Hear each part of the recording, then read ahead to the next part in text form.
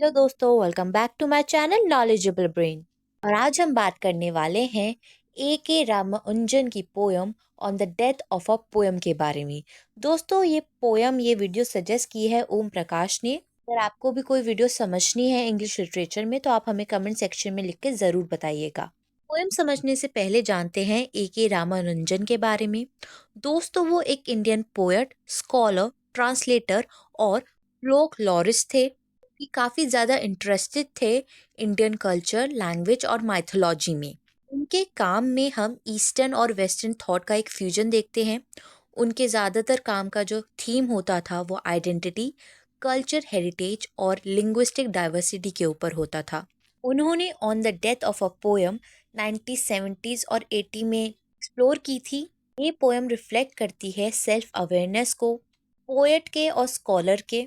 इस पोयम की exact date नहीं पता किसी को कंपोजिशन की। माना जाता है कि ये 1970s और 80 में पब्लिश हुई थी। इसमें थीम्स थे जैसे लैंग्वेज, आइडेंटिटी और इंट्रोस्पेक्शन। और इसमें उन्होंने एथिकल रिस्पॉन्सिबिलिटी के बारे में बताया है।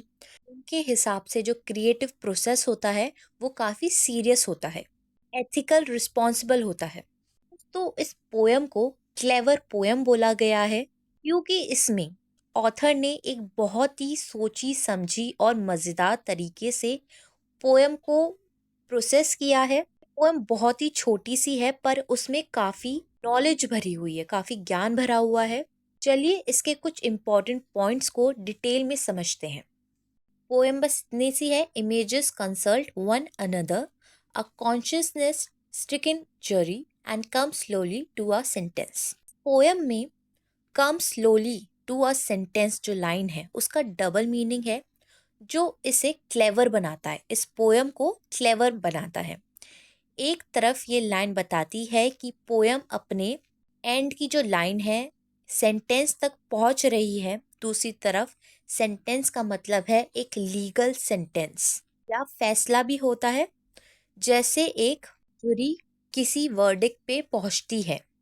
तो जुरी मतलब अ ग्रुप ऑफ पीपल जिन्हें चूज किया जाता है कि जो सारे फैक्ट्स को समझे, सुने कोर्ट के अंदर और उसके बाद डिसाइड करे कि पर्सन गिल्टी है कि नहीं है। तो ये जो दोनों मीनिंग है सेंटेंस की, ये कविता को जजमेंट प्रोसेस या फिर एक सेल्फ रिफ्लेक्टिव कमेंट्री के रूप में देख सकते हैं। दोस्तों, इसके अलावा इस पोयम में रामानुजन ने पोयम के इमेजेस को एक कॉन्साइन स्ट्राइकिंग जरी यानी एक दयालु, जिम्मेदार जरी जैसा बनाया है। यानी जो तस्वीर, पिक्चर्स और सिंबल्स पोयम में हैं वो सोच समझकर एक दूसरे को इवैल्यूएट करते हैं कि ये क्या वो पोयम में सही बैठता है कि नहीं बैठता। ये एक क्लेवर आइडिया है क्योंकि ये दिखाता है कि पोयम लिखने में सिर्फ सोच और कल्पना ही नहीं लगती पर एक एथिकल डिसीजन मेकिंग होती है। जब हम एक पोयम को कंपोज करते हैं एक केयरफुल प्रोसेस होता है ये। दोस्तों, ये पोयम काफ़ी ज़्यादा छोटी है लेकिन इस पोयम का एक डीप मीनिंग है। इस पोयम के ज़रिए रामानुजन ने कोशिश की है कि वो कन्वे कर सके नेचर ऑफ क्रिएटिविटी और आर्टिस्टिक स्ट्रगल को, मतलब कॉम्प्लेक्सिटी और रिस्पॉन्सिबिलिटी को ये पोयम दिखाती है जो कुछ वर्ड्स में ही एक गहरी बात लोगों तक पहुंचाती है। इसलिए इसको एक क्लेवर पोयम माना गया है। इसके अलावा इस पोयम में लिखने का जो प्रोसेस है वो इस पोयम को सेल्फ अवेयर के बारे में और कैसे एक पोयम जन्म लेती है, क्राफ्ट होती है, जज होती है और उसके बाद वो पोयम मर जाती है जब वो पोयम कंप्लीट हो जाती है। पोएट ने इस पोयम को जूरी से कंपेयर किया है, उसके प्रोसेस से कंपेयर किया है, ये दिखाने के लिए जो राइटिंग होती है वो सेल्फ इम्पोज्ड होनी चाहिए, खुद के जजमेंट के ऊपर और पोएट के एक्सपीरियंस के ऊपर लिखी होनी चाहिए। अगर बात करें पहली लाइन की, इमेजेस कंसल्ट वन अनदर, इस लाइन में रामानुजन सजेस्ट करते हैं पोएटिक इमेजेस होते हैं वो डायलॉग में होते हैं। ये लाइन दिखाती है कि पोयम में जो भी इमेजेस है वो एक दूसरे से अलग नहीं है बल्कि वो मिलके एक पूरी कहानी या मीनिंग बनाती है। कंसल्ट वन अनदर का मतलब है कि ये इमेजेस एक टीम की तरह काम करती है, जिसमें वो अपने कनेक्शन और रेलिवेंस एक दूसरे के साथ इवैल्यूएट करती है, तोलती हैं, ताकि ये जो पोयम है ये एक यूनिटी की फीलिंग दे। कंसाइन स्ट्राइकिंग जूरी, इस लाइन में पोएट इमेजेस को एक कंसाइन स्ट्राइकिंग जूरी के रूप में देखते हैं। या जूरी का मतलब जैसे मैंने आपको बताया एक कमेटी या पैनल से है जो किसी पे फैसला देते हैं। लेकिन जो जूरी होती है ऐसे लोगों के जो फैसले होते हैं वो इमोशनली या मॉरली अफेक्टेड होते हैं। यहाँ पोएट दिखाते हैं कि कैसे वो हर इमेज को केयरफुली सिलेक्ट करते हैं, जैसे कि वो किसी कोर्ट में उसका हिसाब कर रहे हो।